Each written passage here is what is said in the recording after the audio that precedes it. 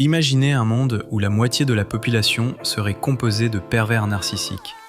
Oui, 50% de vos voisins, de vos collègues, et sûrement votre ex. Ça paraît absurde, non? Et pourtant, si on se fie à TikTok ou à certains coachs en relations toxiques, c'est exactement ce qu'on finit par croire. Alors pourquoi ce mot explose partout? Et surtout, pourquoi ça peut être dangereux pour vous? Restez avec moi parce que ce que vous allez découvrir pourrait bien changer la façon dont vous voyez vos relations passées. Aujourd'hui, on colle l'étiquette PN comme on colle un post-it. Rapide, pratique et souvent complètement faux. Mais ce n'est pas le seul exemple. On fait la même chose avec l'hypersensibilité. Tout le monde s'y reconnaît. Ou encore avec « je suis bipolaire parce que mon humeur change ».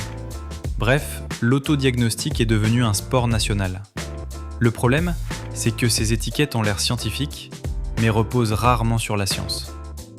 Petit rappel, pervers narcissique n'existe même pas dans les manuels psychiatriques. Le vrai terme, c'est trouble de la personnalité narcissique, et il figure dans le DSM-5, le dictionnaire officiel des troubles mentaux.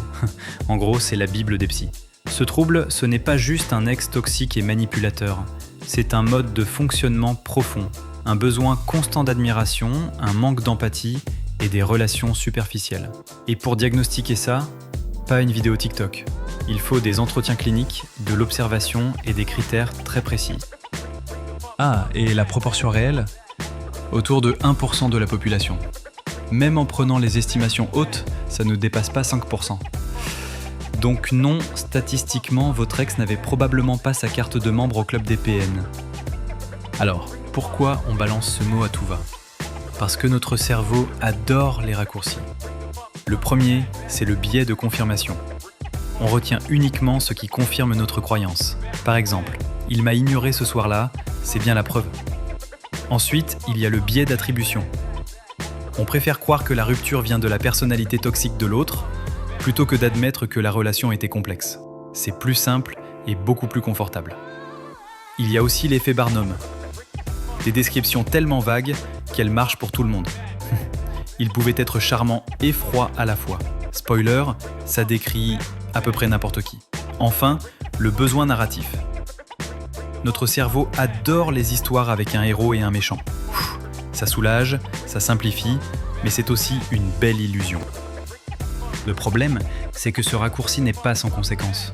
Ça banalise la souffrance des vraies victimes qui vivent avec un trouble narcissique pathologique. Ça bloque aussi toute remise en question. Si c'est l'autre le PN, pourquoi réfléchir à mes propres choix? Et parfois, ça donne de faux repères. Au lieu de chercher une vraie aide, on se contente d'une étiquette rassurante. Soyons clairs, oui, des personnalités pathologiques existent, même si techniquement elles ne s'appellent pas pervers narcissiques. Mais tous les ex-toxiques ne sont pas des PN. Parfois, c'était juste une relation compliquée. Parfois, c'était une incompatibilité. Et pour avancer, mieux vaut comprendre ses propres schémas ou consulter un vrai professionnel plutôt que son feed TikTok.